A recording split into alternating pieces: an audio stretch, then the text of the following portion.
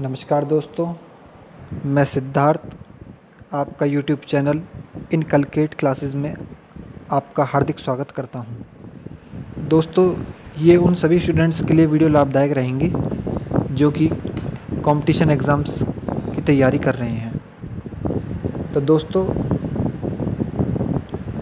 इस चैनल को सब्सक्राइब करें, वीडियो को शेयर करें तथा लाइक करें और साथ ही बेल आइकन वाला बटन दबा लें जिससे कि आगे की वीडियो का नोटिफिकेशंस आपको पहुंच जाए।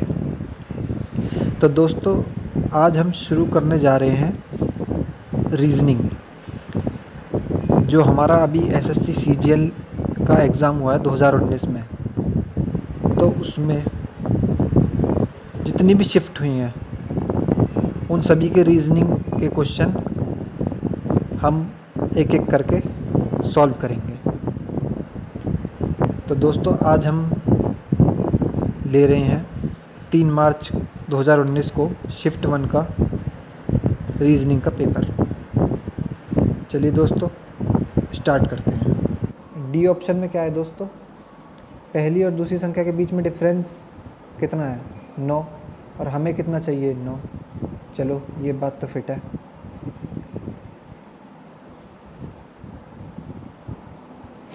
दूसरी और तीसरी संख्या के बीच में कितना डिफरेंस है? 12, लेकिन हमको चाहिए 18। तो दोस्तों, ये ऑप्शन हमारा नहीं हो सकता। ठीक है दोस्तों। सिमिलरली हम देखेंगे ऑप्शन सी। ऑप्शन सी में पहली और दूसरी संख्या के बीच का डिफरेंस कितना है? 11, लेकिन हमें चाहिए 9। तो ऑप्शन सी भी हमारा एलिमिनेट हो गया। अब बचा ऑप्शन ए और बी। ऑप्शन बी में पहली और दूसरी संख्या के बीच में डिफरेंस कितना है? 9, और दूसरी और तीसरी संख्या के बीच में डिफरेंस कितना है? 10, लेकिन हमको चाहिए 18। तो ये ऑप्शन भी हमारा नहीं हो सकता, इसलिए ऑप्शन ए हमारा राइट है। ठीक है दोस्तों। तो देखिए दोस्तों, दवा से क्या ठीक होता है? रोग। तो सिमिलरली उसी तरह भोजन से क्या होगा? भाई, भोजन से ऊर्जा तो ठीक नहीं होती, तो ये ऑप्शन हमारा एलिमिनेट। भोजन से पोषण तो ठीक नहीं होता, ये ऑप्शन भी हमारा एलिमिनेट। भोजन से प्यास तो ठीक नहीं होती, ये भी एलिमिनेट। भाई, प्यास तो पानी से ठीक होती है ना। भोजन से हमारा क्या ठीक होता है? भूख। हमारी भूख मिटती है भोजन से, तो इसलिए इस क्वेश्चन का ए ऑप्शन ठीक है। चलिए दोस्तों, अब अगला क्वेश्चन देखते हैं। दोस्तों, थर्ड क्वेश्चन में आपको एक समीकरण दिया हुआ है और आपको ऑप्शन दिए हुए हैं। तो आपको ऑप्शन के हिसाब से समीकरण में चेंज करना है कि जो बीच में इक्वल टू है, लेफ़्ट हैंड साइड और RHS हमारा सेम नजर चाहिए। Left hand side equal to right hand side. आपने पढ़ा होगा ना दोस्तों ये छोटी क्लासों में, तो वही हमें यहाँ पर चेक करना है। चलिए दोस्तों, देखते हैं। पहला ऑप्शन से स्टार्ट करते हैं।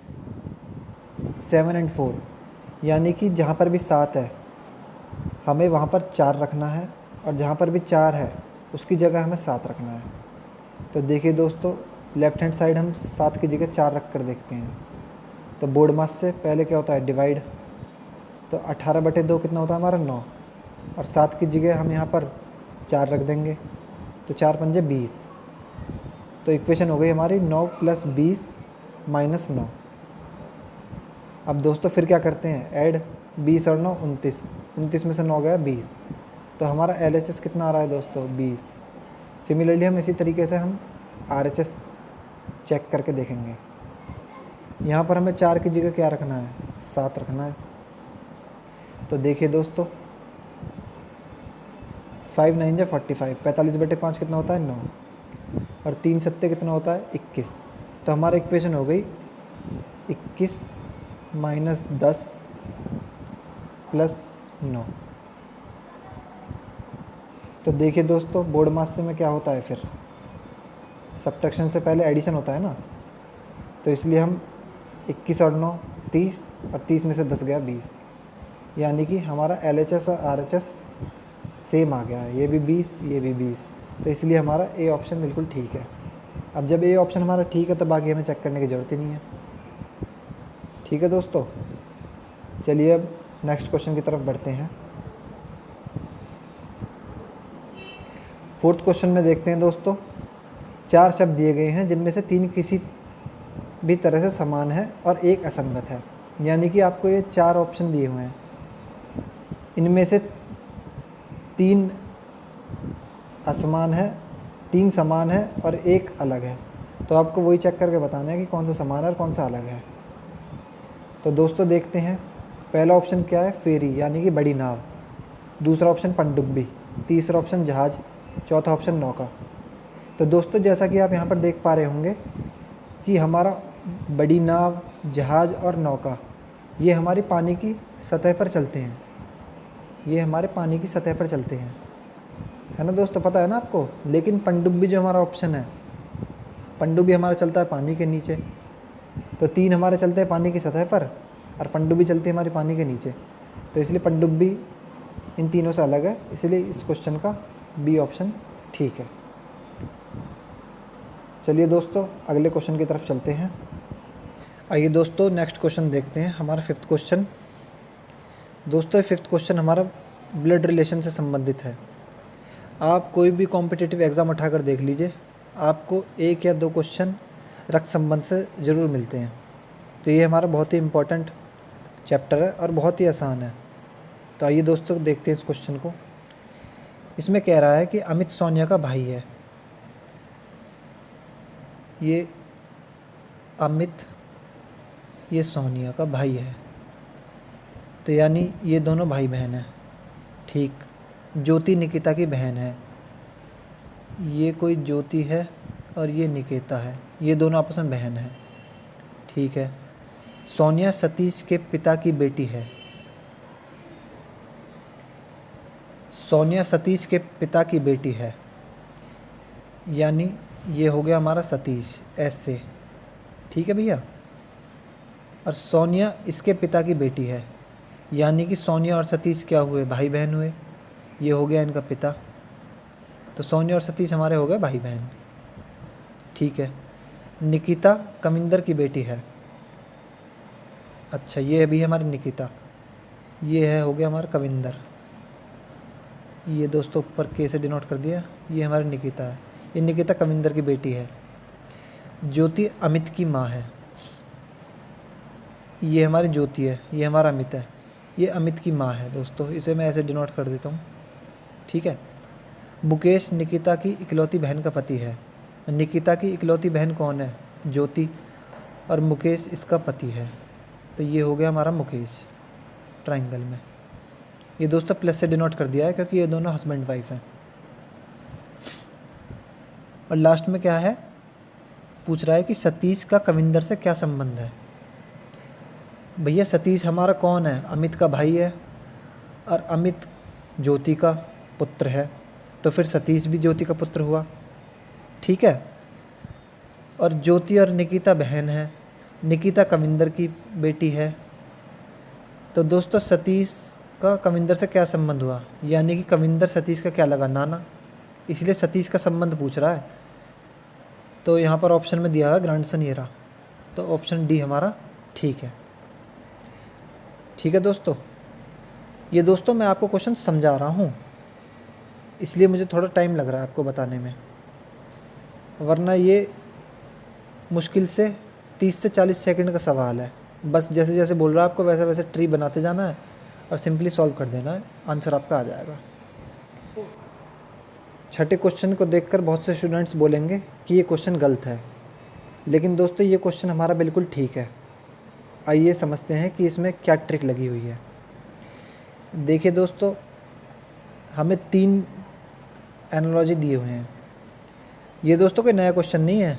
CPO का जो पेपर हुआ था आपका 2019 में, उसमें भी इस तरह के कई क्वेश्चंस थे और बहुत ही आसान क्वेश्चन है। आइए आपको अब इसको समझाते हैं कि इसमें क्या ट्रिक लगी हुई है।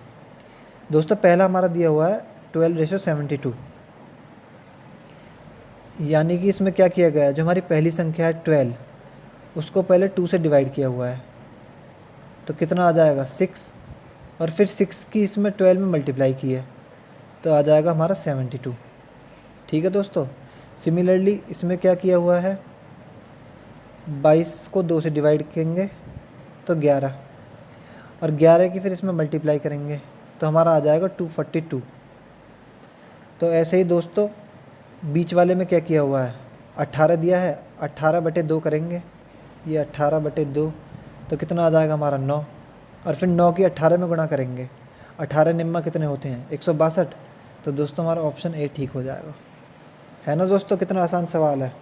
और कुछ स्टूडेंट सोच रहे होंगे कि ये क्वेश्चन गलत है, जबकि ये क्वेश्चन बिल्कुल ठीक है और ये बहुत ही इंपॉर्टेंट क्वेश्चन है, आगे भी आपको ये देखने के लिए मिल सकता है, तो इस क्वेश्चन को ध्यान रखें।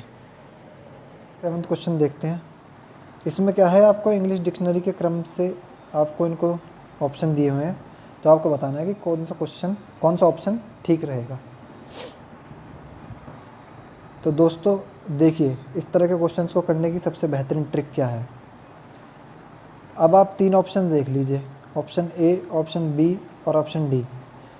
तीनों में सबसे पहले सेम आ रहा है 3 3 3, तो इसका मतलब हमारा ऑप्शन सी तो होगा नहीं, क्योंकि ऑप्शन जब 3 ऑप्शनों में 3 एक सी चीज़ दी हुई हैं तो इसका मतलब उस ऑप्शन के होने के ज़्यादा चांस है। तो इसलिए हम पहले सी ऑप्शन को चेक नहीं करेंगे, हम पहले ऑप्शन ए, बी और डी में से चेक करेंगे। अब दोस्तों आप सभी वर्ड्स में देख रहे होंगे कि RIG सभी में कॉमन है, तो इसलिए हमें RIG तक चेक करने की ज़रूरत नहीं है। उसके बाद देखेंगे क्या आ रहा है, H और I और O। अब O तो हमारा लास्ट में आएगा, तो इसलिए O तो हो नहीं सकता। अब बचा क्या क्या हमारा, 1 2 और हमारा 3 और 5। ठीक है दोस्तों। अब आप देख रहे होंगे कि G के बाद I आ रहा है और H आ रहा है, लेकिन H हमारा I से पहले आता है, क्योंकि H का मान अगर हम अंकों के हिसाब से देखें तो क्या होता है, 8वें नंबर पर आता है और I हमारा 9वें नंबर पर आता है। तो इसलिए हम पहले RIGH चेक करेंगे। अब RIGH हमारा कौन कौन से ऑप्शन में है, ऑप्शन तीसरे में है, ऑप्शन पहले में है और ऑप्शन 5वें में है। ठीक है दोस्तों। अब उसके बाद T तीनों में सेम है, तो T चेक करने की हमें ज़रूरत नहीं है। उसके बाद हमारा क्या है, L E और S। तो हमारा पहले क्या आता है, E आता है, तो इसलिए हमारे पहले नंबर पे आएगा 3। फिर हमारा E के बाद क्या आता है, E के बाद दोस्तों हमारा आता है L, तो इसलिए फिर आएगा हमारा 1। तो यानी कि ऑप्शन डी भी एलिमिनेट हो गया, ऑप्शन ए और बी में से कोई एक आंसर है। अब 5 5 दोनों ऑप्शन में कॉमन है, तो इसलिए चेक नहीं करेंगे, अब लास्ट के 2 चेक करेंगे। तो दोस्तों हमें इतना तो पता चल गया कि लास्ट में हमारा O आएगा, क्योंकि G के बाद O है और O हमारा केवल एक में ही है, तो इसलिए RIGOUR ये हमारा लास्ट नंबर पर आएगा। तो इसलिए हमारे इस क्वेश्चन का सही आंसर हो जाएगा ऑप्शन ए, जो कि हमारा बिल्कुल ठीक है। आइए दोस्तों 8th क्वेश्चन देखते हैं। आपको 4 समूह दिए गए हैं, इनमें से आपको वो बताना है जो कि तीनों में से भिन्न है। तो ऑप्शन ए में आप देख रहे होंगे डी का मान क्या होता है 4, डब्ल्यू का 23, आई का 9, आर का 18। तो आप देख रहे होंगे कि एक ऑप्शन छोड़ के अगला, उन दोनों के बीच का डिफरेंस 5 है, और 23 और 18 इन दोनों के बीच का डिफरेंस भी 5 है। चलिए दोस्तों अगला ऑप्शन देखते हैं, 2, 25, 7, 20। इसमें भी हमारा 5 5 का डिफरेंस है, तो ये भी हमारे, ये दोनों हमारे सेम है। अब दोस्तों अगला ऑप्शन देखते हैं, NMSH, यानी कि 14, 13, 19, 8। अब 14 और 19 के बीच का हमारा डिफरेंस 5 है, ठीक है। 8 और 13 के बीच का डिफरेंस भी हमारा 5 है, ये भी ठीक है। तो इसका मतलब ये तीनों ऑप्शन सेम है, तो जो हमारा बचा हुआ ऑप्शन है वो हमारा सबसे डिफरेंस है। तो इसलिए इस क्वेश्चन का आंसर हो जाएगा ऑप्शन डी। ठीक है दोस्तों, चलिए दोस्तों अब नेक्स्ट क्वेश्चन देखते हैं। हमारा एनालॉजी से रिलेटेड है। इसमें हमको बताना है, हमें दिया हुआ है क्लॉक टाइम, यानी कि घड़ी क्या बताता है हमें, घड़ी हमें क्या बताती है, समय। उसी से संबंधित हमें ऑप्शन में से बताना है कि कौन सा ऑप्शन ठीक है। तो दोस्तों पहला ऑप्शन देखते हैं, एमीटर करंट।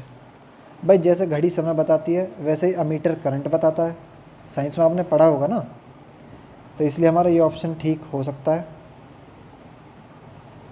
अब ये क्या है, टेसियोमीटर हवा, नहीं ये गलत है, टेसियोमीटर हवा नहीं बताती है, टेसियोमीटर का काम अलग होता है, तो ये बी ऑप्शन हमारा नहीं होगा।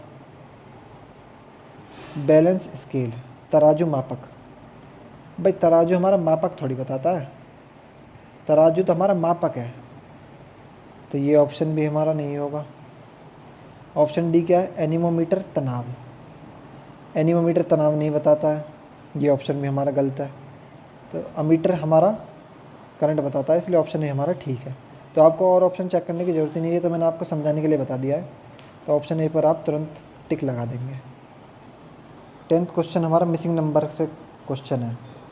मिसिंग नंबर से भी आपको हर एग्ज़ाम में क्वेश्चंस देखने के लिए मिलता है, और दोस्तों ये बड़ा ही कॉम्प्लिकेटेड होता है, इसमें पता नहीं कौन सी ट्रिक लगा दें। तो मैं आपको केवल यही सजेशन देना चाहूँगा कि इस तरह के क्वेश्चन अगर आपको देखने से ही पता चल रहा है कि उसमें क्या ट्रिक लग रही है, तो आप उसको अटेम्प्ट करें, वरना आप उसको छोड़ दें, उसे आगे देखें यदि आपके पास टाइम बचे, वरना इस तरह के क्वेश्चन को आप टाइम ना दें, क्योंकि ये क्वेश्चन काफ़ी टाइम टेकिंग होते हैं। तो आइए दोस्तों इस क्वेश्चन को देखते हैं। इसमें हमें पहले 3 रो में दिए हुए नंबर, दूसरी 3 रो में दिए हुए हैं, ये हमसे पूछा है कि यहाँ पर क्या आएगा। तो दोस्तों देख रहे आप, देखिए यहाँ पर 6 अट्ठे हमारा कितना होता है, 48, और 48 में से फिर इसको नीचे वाली संख्या को माइनस कर दिया है, तो हमारा क्या आया 40, तो उसको यहाँ लिख दिया है फिर, ठीक है। इसी तरह 25 गुणा 21 कितना होता है, 525, और फिर नीचे वाली संख्या को माइनस कर दिया है, तो हमारा ये क्या आ गया 500, तो 500 को हमने यहाँ लिख दिया है। सिमिलरली उसी तरह से हमें यहाँ पर बताना है, तो 14 सत्ते, ये 7 है दोस्तों, यहाँ पर 14 सत्ते कितना होता है 98, और 98 में से फिर 7 माइनस कर देंगे, तो दोस्तों हमारा ये कितना आएगा, यूनिट डिजिट 1, यानी कि 91 ऑप्शन हमारा बिल्कुल ठीक है। 11वें क्वेश्चन में क्या है, हमको एक वेन डायग्राम दिया हुआ है। अब वेन डायग्राम में जैसे जैसे हमको पूछा है वैसे ही हम आंसर बता देंगे। व्रत महिलाओं को दर्शाता है। ऐसे क्वेश्चंस में दोस्तों सबसे पहले आप क्या करें कि आप लास्ट में देख लें कि लास्ट में क्या पूछ रहा है। तो लास्ट में हमसे क्या पूछ रहा है इस क्वेश्चन में, इस क्वेश्चन में हमसे पूछ रहा है कि संगठन में कितनी महिला अधिकारी हैं, ये हमसे पूछ रहा है। तो अब हम देखेंगे कि महिला कौन है और अधिकारी कौन है। तो सर्कल हमारा क्या दर्शा रहा है, क्वेश्चन में दिया हुआ है ना, ये रहा सर्कल हमारा महिलाओं को दर्शा रहा है, तो ये रहा हमारा सर्कल, ये हो गया हमारा सर्कल। और फिर आयत MBA किए हुए, अब MBA से तो हमें मतलब नहीं है, इसलिए आयत को हम नहीं देखेंगे। वर्ग तकनीकी कर्मचारी भी हमें नहीं देखने, इसलिए हम वर्ग को भी नहीं देखेंगे। त्रिभुज अधिकारियों को दर्शाता है, यानी कि त्रिभुज हमारा अधिकारियों को दर्शा रहा है, तो ये रहा हमारा ट्राइंगल और ये सर्कल। तो ट्राइंगल और सर्कल यानी कि ऐसी महिलाएं, सर्कल में सारी महिलाएं जो अधिकारी हैं, तो केवल एक ही है 5, तो इसलिए इस क्वेश्चन का हमारा आंसर हो जाएगा 5। बड़ा ही सरल क्वेश्चन था। चलिए दोस्तों आगे बढ़ते हैं। नंबर 12, क्वेश्चन नंबर 12 ये हमारा एज से रिलेटेड क्वेश्चन है, और एज से रिलेटेड क्वेश्चन आपको या तो मैथ में या फिर रीजनिंग में आपको एक ना एक क्वेश्चन देखने के लिए ज़रूर मिलता है। तो आइए देखते हैं इसमें क्या कह रहा है। आशा और लता की वर्तमान आयु का अनुपात 5:6 है, ठीक है भैया, ये हो गया 5:6। यदि उनकी आयु में 6 साल का अंतर है, क्वेश्चन कह रहा है कि उनकी आयु में 6 साल का अंतर है, रेशियो में कितना अंतर है 1, और असल में कितना है 6, तो 1 यूनिट हमारा 6 के बराबर है, तो यानी कि ओरिजिनल वैल्यू हो जाएगी हमारी 6 पंजे 30 और 6 छिंग 36। अब ये कह रहा है कि 5 साल बाद लता की आयु क्या होगी। ये हमारी आशा है, ये लता है। तो दोस्तों लता की वर्तमान आयु कितनी है 36। अब 5 साल बाद कितनी हो जाएगी 36 + 5 41। तो इस क्वेश्चन का हमारा सी ऑप्शन बिल्कुल सही है। आसान क्वेश्चन था। अगला क्वेश्चन हमारा डाइस से रिलेटेड है, यानी पासा से। इसमें हमसे पूछ रहा है कि 6 के अपोजिट कौन सी संख्या है डाइस में। तो 6 हमारा डाइस में कहाँ है, ये रहा। इसके अपोजिट कौन सी है, तो इसमें क्या ट्रिक लगाते हैं दोस्तों, जो भी कॉमन होता है उसको पकड़ लेते हैं। जैसे 5 इसमें भी है, 5 इसमें भी है। अब दोनों की डायरेक्शन सेम है तो हम क्लॉकवाइज चलेंगे। लेकिन दोस्तों इसमें क्या है कि इसमें आपको दो दो नंबर कॉमन दिए हुए हैं। आपका 5 कॉमन है और आपका 3, 5 इसमें भी है और 3 इसमें भी है। तो यानी कि जो बचा आपका वो 6 के अपोजिट हो जाएगा। तो ये है 1, तो इसलिए इस क्वेश्चन का एक आंसर हो जाएगा। बड़ा ही सरल क्वेश्चन था दोस्तों, ऐसी कोई दिक्कत नहीं थी इस क्वेश्चन में, बहुत ही आसान क्वेश्चन था। इसी क्वेश्चन में दोस्तों दूसरा टाइप बन जाता है कि अगर यहाँ पर 3 नहीं होता, कुछ और नंबर होता, जैसे कि 5 और 5 कॉमन है और 3 और 3 कॉमन है, 3 की जगह कुछ और होता, मान लीजिए यहाँ पर 4 होता, तो फिर इस क्वेश्चन को हम क्या करते, फिर हम इसको किसी भी एक डायरेक्शन में रोटेट कर देते। जैसे कि हम इसको या तो एंटी क्लॉकवाइज ले लेते, तो दोनों को, तो 5 5 की डायरेक्शन सेम है, तो 5 के बाद इसमें अगला क्या आ रहा है 6, और उसमें अगला क्या आता, हमने 4 माना था तो वो 4 हो जाता। तो इसलिए उस कंडीशन में 6 का अपोजिट हो जाता 4। लेकिन इस क्वेश्चन में हमको दो दो संख्या कॉमन दी हैं, तो इसलिए इसका आंसर होगा 1। चलिए दोस्तों अब अगले क्वेश्चन की तरफ चलते हैं। नेक्स्ट क्वेश्चन में क्या है दोस्तों कि यदि प्लस को हम माइनस से और 6 को हम 7 से बदल देते हैं, यानी कि इंटरचेंज करना है हमें। तो दोस्तों ये तो बहुत ही आसान क्वेश्चन है। इसमें क्या करना है, आपको कुछ भी नहीं करना भाई, 7 को आपको 6 से इंटरचेंज कर देना है और प्लस को आपको माइनस से इंटरचेंज कर देना है। तो जहाँ पर भी 7 है वहाँ पर 6 लिख लेंगे, और जहाँ पर भी 6 है वहाँ पर 7 लिख लेंगे और माइनस की जगह प्लस कर देंगे। तो जो भी हमारी इक्वेशन सेटिस्फाई कर जाएगी वही हमारा आंसर हो जाएगा। तो इस क्वेश्चन का आंसर हमारा दोस्तों सी है। ये क्वेश्चन तो आप कर लेंगे, बस सेटिस्फाई करवाना है, जो भी ऑप्शन हमारा ठीक है और इक्वल टू के बराबर जिसका आंसर आ जाएगा, LHS बराबर RHS करना है, वही हमारा आंसर हो जाएगा। 15वां क्वेश्चन दोस्तों हमारा कोडिंग डिकोडिंग का क्वेश्चन है। दोस्तों एक बात आपको बताना चाहूँगा कि कोडिंग डिकोडिंग का क्वेश्चंस करने के लिए आपको जो भी हमारे अल्फ़ाबेट्स हैं, ये हमारे अल्फ़ाबेट्स हैं, एक मिनट, ये हमारे अल्फ़ाबेट्स हैं। तो दोस्तों आपको इनकी प्लेस वैल्यू बिल्कुल टिप्स पर याद होनी चाहिए। जैसे A कहाँ पर आता है पहले पर, B कहाँ आता है दूसरे पर, तो ये आपको बिल्कुल टिप्स पर याद होनी चाहिए, जब भी आप इन क्वेश्चंस को बिल्कुल 5 सेकंड में 10 सेकंड में कर पाओगे। वरना अगर आप ABCD लिखोगे फिर तो आप ऐसे ही इसी में लगे रह जाओगे। तो दोस्तों जो भी आप स्टूडेंट इस वीडियो को देख रहे हैं, तो मैं आपसे कहना चाहूँगा कि ये इनके आप प्लेस वैल्यू बिल्कुल टिप्स पर याद कर लें। तो आइए दोस्तों इस क्वेश्चन में देखते हैं क्या हो रहा है। इसमें क्या है दोस्तों, हमें दिया हुआ है WARDROBE। इसको हम लिखते हैं YXVY XHJV। तो उसी भाषा में हम एक्यूरेट को क्या लिखेंगे। तो दोस्तों W की प्लेस वैल्यू क्या होती है 23, A की क्या होती है 1, R की 18, D की 4, R की 18, O की 15, B की 2, E की 5। उसी तरह इसमें देखेंगे हम, इसमें क्या है, Y की क्या होती है 25, X की 24, V की 22, Y की 25। तो इसमें हम देख रहे हैं दोस्तों हमारी सीरीज चल रही है, पहले हो रहा है +2, फिर हो रहा है -3, फिर हो रहा है +4, फिर हो रहा है -5, और आगे इसी तरह से ये सीरीज़ बढ़ रही है। तो इसी क्रम में हमको एक्यूरेट में देखना है। अब एक्यूरेट में पहले क्या है A, हमें पहले क्या करना है +2। तो ऑप्शन में देख लेंगे, पहले A में +2 करते हैं तो क्या आता है C। तो यानी कि D ऑप्शन तो हमारा एलिमिनेट हो गया और B ऑप्शन भी हमारा एलिमिनेट हो गया, यानी कि 2 ऑप्शन हमारे एलिमिनेट हो गए। अब बचे आपके 2 ऑप्शन। अब इसमें दोनों में दोस्तों दूसरे नंबर पर जेड, इसमें भी सेम है, इसमें भी सेम है, तो आप सीधा तीसरा चेक करेंगे सी। अब सी में तीसरे में क्या हो रहा है +4, तो सी का प्लेस वैल्यू कितना होता है 3। अब 3 में 4 जोड़ेंगे कितना हो जाएगा 7, और 7 होता है हमारा जी का, तो इसलिए ऑप्शन सी हमारा ठीक है। बाकी आगे का आपको फिर चेक करने की ज़रूरत नहीं है, यहीं से आपको पता चल गया कि हमारा ऑप्शन सी बिल्कुल ठीक है। आसान क्वेश्चन था, लेकिन उनके लिए जिनको इनकी प्लेस वैल्यू बिल्कुल टिप्स पे रटी हुई है। आइए दोस्तों, अब हम 16वें क्वेश्चन की तरफ बढ़ते हैं।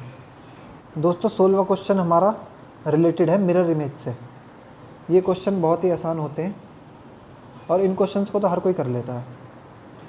इसमें क्या है कि यदि आप एक दर्पण को यहाँ पर रखेंगे तो इधर जो हमारी छवि बनेगी वो इनमें से कैसी बनेगी, तो आपको वो चेक करके बताना है। तो अब दोस्तों यहाँ पर आप लास्ट देखेंगे x है, तो जो यहाँ पर है वो यहाँ पर आएगा हमारा। अब 2 ऑप्शन तो हमारे वैसे ही एलिमिनेट हो जाएंगे, क्योंकि इसमें भी लास्ट में r है, इसमें भी लास्ट में r है। अब बचा क्या हमारा ऑप्शन 1 और ऑप्शन 4। अब ऑप्शन 1 में देखेंगे हम कि L जो है यहाँ पर, ये जो L है ये यहाँ पर उल्टा दिया हुआ है इस तरीके से, जबकि इस तरीके से सॉरी, जबकि हमारा L की मिरर इमेज बनती है वो बनती है इस तरीके से, तो इसलिए ऑप्शन 1 भी हमारा एलिमिनेट हो गया, तो इसलिए आंसर हो जाएगा हमारा ऑप्शन 4। अगले क्वेश्चन की तरफ चलते हैं। इस क्वेश्चन में क्या है दोस्तों कि आपको इस तरह की आकृति बतानी है कि ये कौन से ऑप्शन में है। अब देखो दोस्तों, ऑप्शन डी और ऑप्शन सी, इसमें तो ऐसी कोई आकृति हमको नज़र नहीं आ रही है, तो इसलिए ये 2 ऑप्शन हमारे एलिमिनेट हो जाएंगे। ऑप्शन बी में भी आप देख रहे हैं कि ऐसी कोई लाइन नहीं है, सीधी है लेकिन इस तरह की नहीं है, तो इसलिए ऑप्शन बी भी हमारा एलिमिनेट हो जाएगा। ऑप्शन ए में आप देख रहे होंगे कि ये हमारा ऐसे बन रहा है, ये ऐसे और फिर ये ऐसे, है ना दोस्तों, तो इसलिए हमारा ऑप्शन ए हमारा इसका राइट आंसर हो जाएगा। आइए दोस्तों, अब अगला क्वेश्चन देखते हैं। दोस्तों इस पेपर में सबसे कॉम्प्लिकेटेड क्वेश्चन हमारा यही था। ये क्वेश्चन हमारा डेफिनेटली बिल्कुल टाइम टेकन है, तो मैं आपसे बोलना चाहूँगा कि एक तो मैंने आपको पहले बताया था मिसिंग नंबर जो आपको बताया था, और एक हमारा ये सीरीज़ वाले। इस तरह के क्वेश्चंस को आप सबसे बाद में अटेम्प्ट किया करें, क्योंकि ये बहुत ही ज़्यादा टाइम टेकिंग होते हैं। इसकी वजह से फिर हमारे जो हमको क्वेश्चन आ रहे होते हैं वो भी हमारे छूट जाते हैं। तो आइए दोस्तों इस क्वेश्चन को देखते हैं। इस क्वेश्चन में क्या है दोस्तों, हम ऑप्शन में से ही उठा लेते हैं। सबसे पहले ए ऑप्शन उठा लेते हैं। तो पहले क्या आएगा हमारा, यहाँ पर आ जाएगा के, सॉरी दोस्तों इसको मैं अलग लिख देता हूँ क्योंकि फिर दिख नहीं पाएगा। पहले लिखते हैं के, फिर अगला क्या है हमारा एल, फिर अगला क्या है के, फिर एल, और फिर हमारा एम, ये एम है। तो जैसे कि आप यहाँ पर देखेंगे के एल के यानी के ये बीच में हमारा गैप था ना, फिर हमारा एल है और फिर हमारा है एम और एम, फिर है हमारा एल। तो आप देख रहे होंगे कि यहाँ पर डबल रिपीट है। तो जैसा कि दोस्तों हम यहाँ पर देख रहे हैं कि 2 बार के रिपीट है और 2 बार एम रिपीट है, बीच में क्या आ गया एल। तो अब इसने आगे क्या किया है कि एल को लिख दिया है, एल से स्टार्ट किया है, एल, फिर आ गया हमारा डैश, फिर एम, फिर के, फिर के। तो यानी कि इसने क्या किया है कि जो यहाँ पर अक्षर आ रहा है उससे आगे स्टार्ट किया है और फिर वो 2 बार रिपीट हो रहा है, फिर उसके आगे जो आएगा वो सिंगल, और फिर उसके आगे 2 बार डबल रिपीट। इसी तरह से इसने तीसरे में किया है, तो इसलिए इसका ऑप्शन हो जाएगा ए। दोस्तों ये बहुत ही हमारा कॉम्प्लिकेटेड क्वेश्चन था, तो इस तरह के क्वेश्चन के लिए आपको एक ही एडवाइस है कि इस तरह के क्वेश्चंस को आप बाद में अटेम्प्ट करें। क्वेश्चन नंबर 20 पेपर फोल्डिंग से रिलेटेड क्वेश्चन है। ये बड़ा ही आसान सा क्वेश्चन है। इसमें क्या है कि पहले आपके पास एक पेपर है, उसको आपने ऐसे मोड़ दिया है, फिर ऐसे मोड़ दिया है। फिर ऐसे सिंगल बन जाएगा ना वो, फिर उसको आपने बीच में से ऐसे मोड़ दिया है, फिर यहाँ पर आपने छेद किया है। तो जब पेपर को आप खोलेंगे तो जो यहाँ पर छवि है वो ऐसे बन जाएगी और ऊपर सर्कल। फिर आप इसको ऐसे पलट देंगे और ऐसे पलट देंगे। तो इस तरह से इसका ऑप्शन हमारा हो जाएगा। ऑप्शन से करना है इस क्वेश्चन को, ऑप्शन से बड़ा आसान है। ऑप्शन डी हमारा इसका आंसर हो जाएगा। ऑप्शन ए और ऑप्शन सी तो दोस्तों हमारे पहले एलिमिनेट हो गए, क्योंकि हमारे पास जो ये फिगर बनेंगी ये हमारे पास बनेंगी 3, लेकिन इसमें दी हुई है 2-2, तो इसलिए हमारे एलिमिनेट हो गए पहली। अब ऑप्शन बी में क्या है कि इसमें ट्राइंगल और ये सेम दिए हुए हैं, जबकि ऐसा थोड़ी होगा। जब पेपर को आप फोल्ड करोगे तो इसका अपोजिट ऐसे बनेगा, तो इसलिए इसका ये हो जाएगा। तो ऑप्शन डी इसका आंसर है। चलिए अब हम अपने अगले क्वेश्चन की तरफ बढ़ते हैं। अगला क्वेश्चन दोस्तों हमारा रिलेटेड है कथन और निष्कर्ष से। दोस्तों ये क्वेश्चन 2 तरीके से आप इसको कर सकते हो। आप इसको वेन डायग्राम से भी कर सकते हो और आप इसको 100-50 वाली ट्रिक से भी कर सकते हो।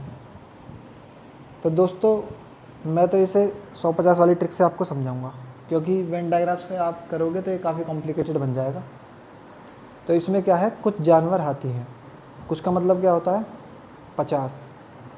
जिन लोगों ने पढ़ा हुआ होगा तो उनको ये काफ़ी अच्छी तरह समझ में आ जाएगा, और जिन लोगों ने ये ट्रिक नहीं पढ़ी है तो आप टेंशन ना लीजिए, इस चैप्टर की आपके लिए एक अलग से वीडियो बना दी जाएगी। अभी हम कुछ दिन बाद अपनी बोर्ड पर क्लासेस स्टार्ट करेंगे, तो जो हम रीजनिंग के सारे चैप्टर वाइज एक चैप्टर को पढ़ेंगे कॉन्सेप्ट से। तो अभी आप ऐसे समझ लीजिए, कुछ जानवर हाथी हैं, यानी कुछ का मतलब होता है 50। तो जानवर भी हमारा हो जाएगा 50 और हाथी भी 50।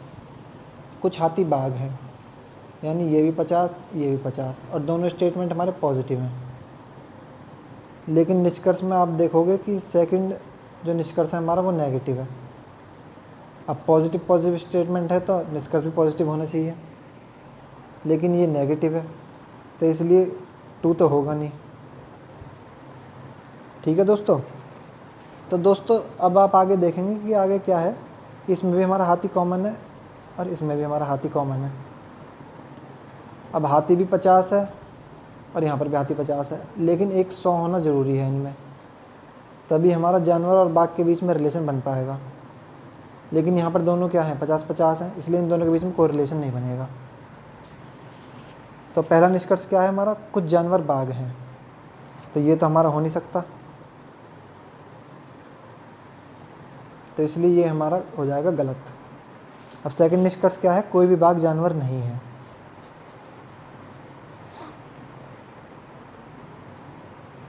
यानी कि दोस्तों ये क्वेश्चन ना आपका हिंदी में गलत टाइप हो गया है, आप इसको इंग्लिश में देखिए। हिंदी में इसमें ये गलत टाइप हो गया है, जबकि यहाँ पर आइदर कंक्लूजन ये है। तो आप इसमें देखेंगे कोई भी बाघ जानवर नहीं है, कोई भी यानी none of. No tiger is an animal, यानी टाइगर यहाँ पे हो गया 100 और एनिमल हो गया 50, जबकि टाइगर वहाँ पर 50। टाइगर की आमदनी है 50 और खर्चा है 100, तो ये तो पॉसिबल नहीं है ना, तो इसलिए हमारा ये ऑप्शन भी नहीं हो पाएगा। अब दोस्तों एक हमारा पॉजिटिव है एक नेगेटिव है, तो हम इन दोनों में से चेक करेंगे। तो इसके लिए इसका हमारा निष्कर्ष बनेगा या तो हमारा ये होगा या फिर ये, दोनों में से कोई भी कंफर्म नहीं है ना कि ये नहीं है ये भी नहीं है, तो इसलिए इसका हमारा हो जाएगा ऑप्शन 2, या तो ये या फिर ये। ठीक है दोस्तों, 22 की तरफ बढ़ते हैं। बड़ा ही आसान सा क्वेश्चन है। 17 और 21 के बीच में डिफरेंस कितना है 4, फिर 21 और 30 प्लस 9, फिर 30 और 46 प्लस 16, यानी कि स्क्वायर चल रहा है। ये हमारा 2 का स्क्वायर है, ये हमारा 3 का स्क्वायर है, ये 4 का स्क्वायर है, आगे 5 का स्क्वायर है, फिर हमारा 6 का स्क्वायर है। तो 6 का स्क्वायर हमारा कितना होता है 36, तो यानी 71 में हम 36 ऐड कर देंगे, तो ये हमारा आ जाएगा कितना 107। तो इसलिए इसका हो जाएगा ऑप्शन डी 107। आसान क्वेश्चन था इसे। क्वेश्चन नंबर 23, इसमें हमें बताना है कि यहाँ पर हमारा ऑप्शन में से कौन सा आएगा। तो ये भी बड़ा आसान सा क्वेश्चन है। इसमें आप देख रहे हैं पहले प्लस की पोजीशन यहाँ पर थी फिर एक प्लेस एंटी क्लॉकवाइज होकर यहाँ पर आ गई, फिर एक प्लेस एंटी क्लॉकवाइज होकर यहाँ पर आ गई, तो अगली में एक प्लेस एंटी क्लॉकवाइज होकर यहाँ पर आ जाएगी, यहाँ पर है दोस्तों इस साइड में। तो ऐसा हमारा ऑप्शन केवल सी में ही है, तो इसलिए इसका हमारा ऑप्शन सी राइट आंसर हो जाएगा। 24 देखते हैं। ये भी दोस्तों वैसे तो क्वेश्चन अच्छा क्वेश्चन है, इसमें भी काफ़ी बच्चे अटके होंगे, लेकिन ऐसा कुछ भी है नहीं इसमें, अगर आपको इनकी प्लेस वैल्यू टिप्स पर रटी हुई हैं। चलो देखते हैं, हार्वेस्ट की प्लेस वैल्यू हम लिख लेते हैं पहले। एच को क्या लिखते हैं हम, 1 मिनट दोस्तों। एच को हम क्या लिखते हैं 8, ए को क्या लिखते हैं 1, आर को क्या लिखते हैं हम 18, वी को क्या लिखते हैं हम 22, ई को हम क्या लिखते हैं 5, एस को हम क्या लिखते हैं 19, टी को हम क्या लिखते हैं 20। अब इसको हमने इस तरह के कोड में लिखा है, ये जो है हमारा। तो देखिए दोस्तों, इसको भी लिख लेते हैं 22, 21, 7, 24, 23 और 10।